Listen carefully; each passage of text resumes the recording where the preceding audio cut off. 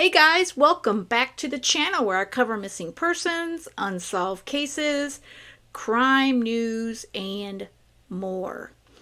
This is a horrific death and case, and in light of all the Alexei Treviso I've been covering, this one is entirely on the hospital, and I am so horrified, and I just feel horrible for this couple and this family. This is out of Atlanta, Georgia. I will play the presser once I go over it a bit here. A lawsuit filed on Wednesday in Clayton County Court claims health professionals at Southern Regional Medical Center incorrectly delivered a baby, resulting in decapitation. And then they tried to cover it up.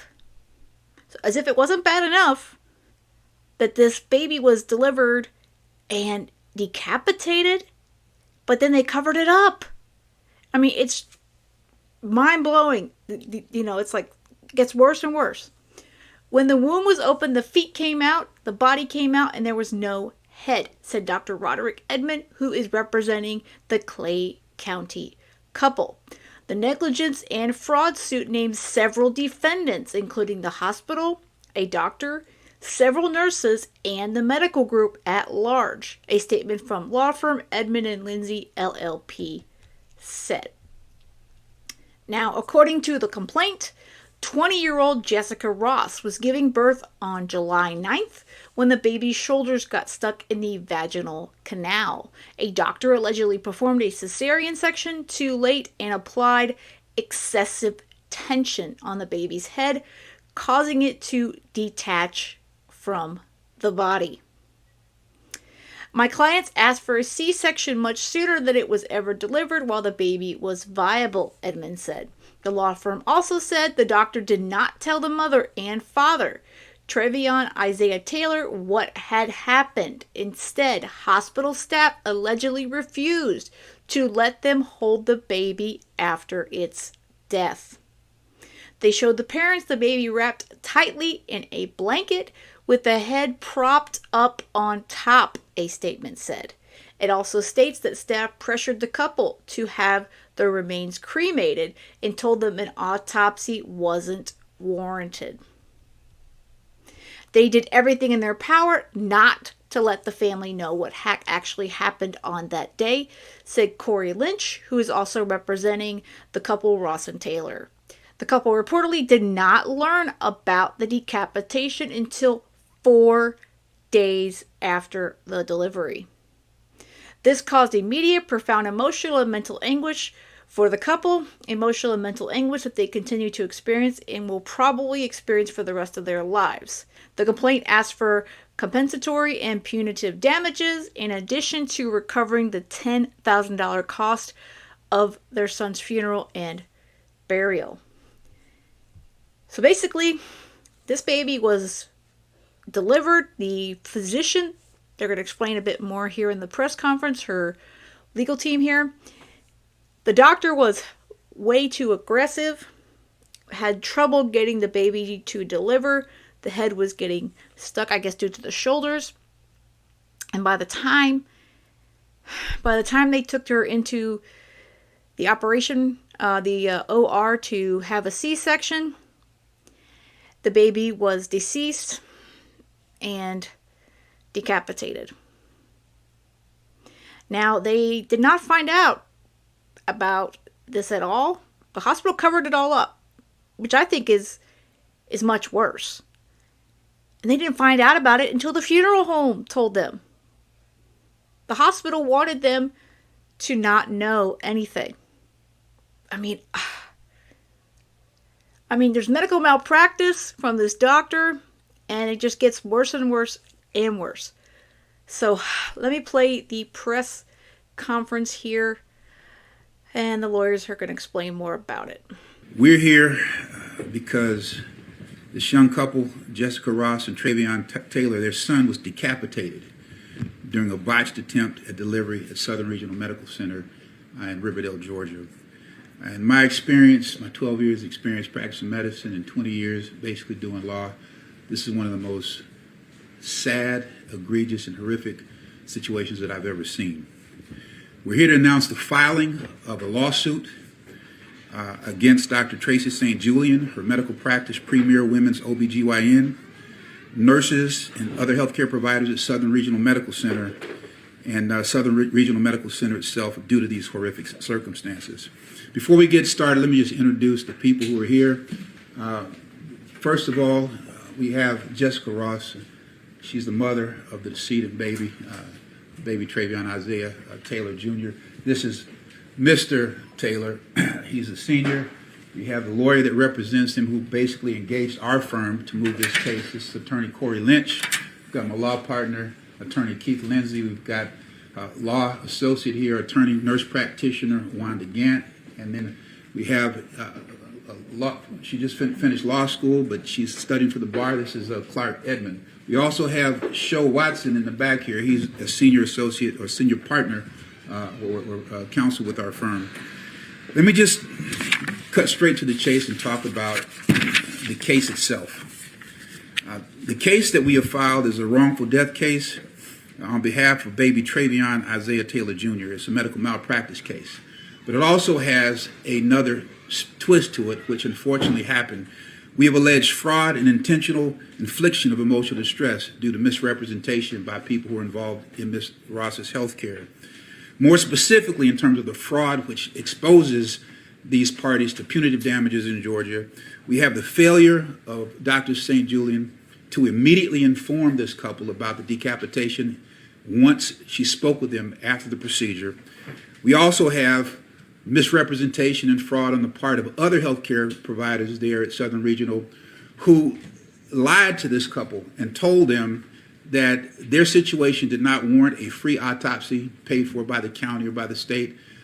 Just the opposite.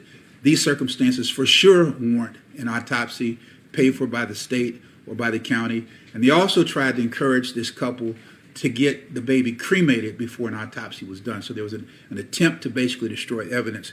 And Attorney Lynch is going to go more into detail about that. This case shines a much brighter light on an issue that is endemic to our society here in America. It's the disparities in terms of maternal infant deaths and injuries in young black mothers in America. There's a 2021 Blue Cross Blue Shield study that dealt with racial disparities in maternal health.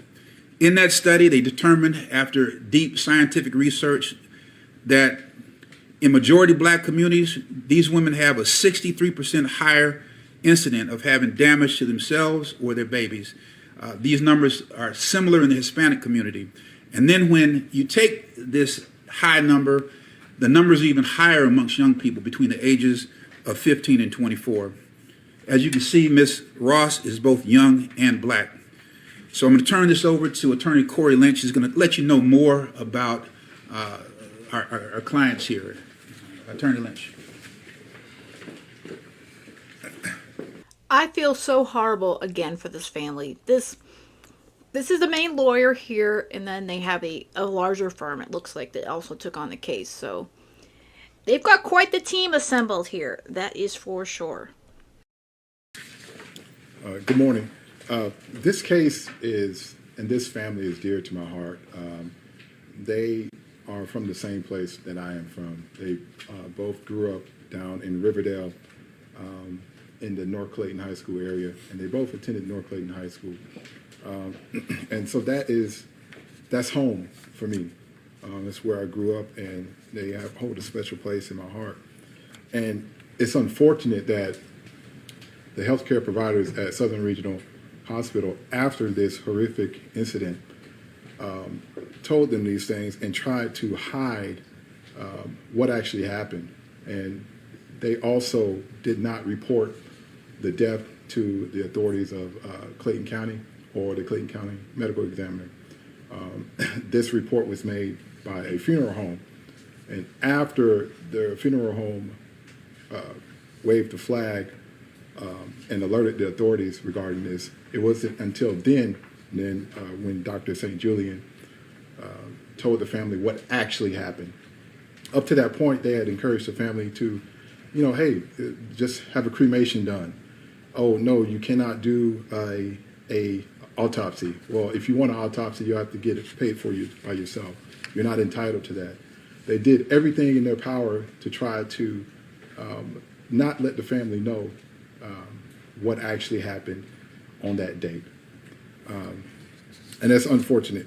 And there is a current investigation going on with the Clayton County Police Department and the Medical Examiner's Office, as well as the GBI, into the failure to report the death that happened and this incident.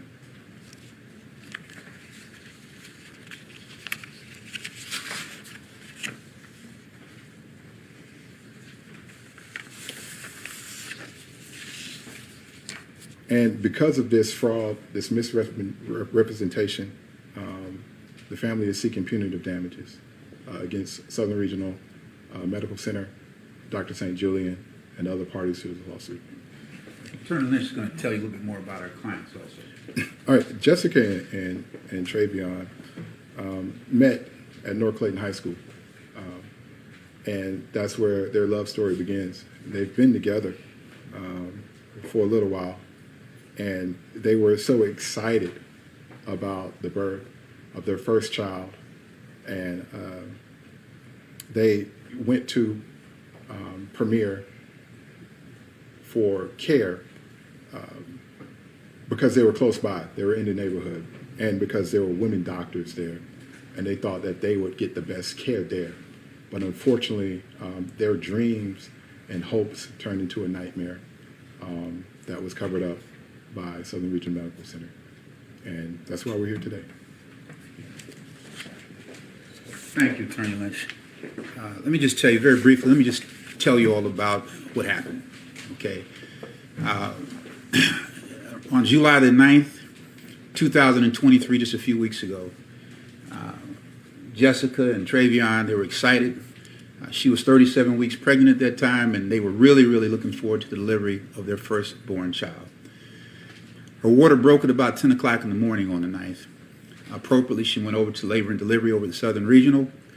They admitted her and put her on an IV and gave her some medicine to basically progress the delivery. She labored for about 10 hours, and then probably around about 8:40 in the evening, she was fully dilated, and they told her to start pushing. Well, during the course of the pushing, the baby stopped descending. There's something called a shoulder dystocia, fancy word for saying that the baby's shoulders could not fit through the pelvic girdle. It got stuck by the bone there in the pelvic girdle. That was recognized, and what wound up happening after that is just brutal. Dr. St. Julian came in, and she, in the process of trying to deliver this baby, pulled on the baby's head and neck so hard and manipulated them so hard that the bones in the baby's skull, face, and neck were broken. When Dr. St. Julian finally took Miss Ross to the operating room for a C-section, cesarean section, where they cut the belly and deliver the baby through the abdomen, when the womb was opened, the feet came out, the body came out, and there was no head. The head was stuck in the vagina, and the head subsequently was delivered vaginally. The baby had been decapitated. Dr. St. Julian was grossly negligent for applying ridiculously excessive force on the baby's head and neck. Dr. St. Julian and the nurses at Southern Regional Medical Center, they were grossly negligent for not getting the help of the on-site in-hospital OB in a timely manner. They have a hospitalist obstetrician who's there on site. And when doctors have problems with delivery, the first thing you do is call them and you get help. You get another perspective, another angle. This was not done in a timely manner, negligently. And then also, the nurses at Southern Regional Medical Center were grossly negligent for failing to advocate and insist in other capacities that Ms. Ross got a C-section quicker, sooner, in a more timely manner. So those are the allegations that we claim in this suit. We just filed it. We're going to be very, very aggressive with the discovery. We're going to put all of these people who were in the room under oath and find out what they have to say specifically about what happened that tragic, tragic evening. That is the essence of our suit. That's the essence of the press conference, and we're going to open things up for I can't even imagine how this young couple feels right now. Not only was this doctor horribly aggressive when trying to deliver their baby boy, and she sounds like she was way beyond her skills, and from what I understand, she's quite a skilled doctor, but obviously she needed help in this particular case, and she refused to ask for help. She refused to go for the C-section until she felt that she had no other options when this couple said, let's do it. And because of that, this little baby didn't have a chance. I just feel so horrible for them, and I will be continually following this particular case. I know the paperwork has been filed. I'm going to see if I can get a hold of that so I can go over that in another video. But I can't even imagine. I've never heard of this happening. But I guess people have said it's happened before. But no, like I said, not only did this happen, but then they covered it up. I mean, where does the deception end? It's just disgusting. It's so disgusting. They continually deceived this young couple. They lied to them, and they made them feel like they had no control and that the hospital didn't do anything wrong, when in fact they did a lot wrong. Well, let me know what you guys think of this one in the comments. And with that said, I hope you have a great rest of the day. And most of all, stay safe.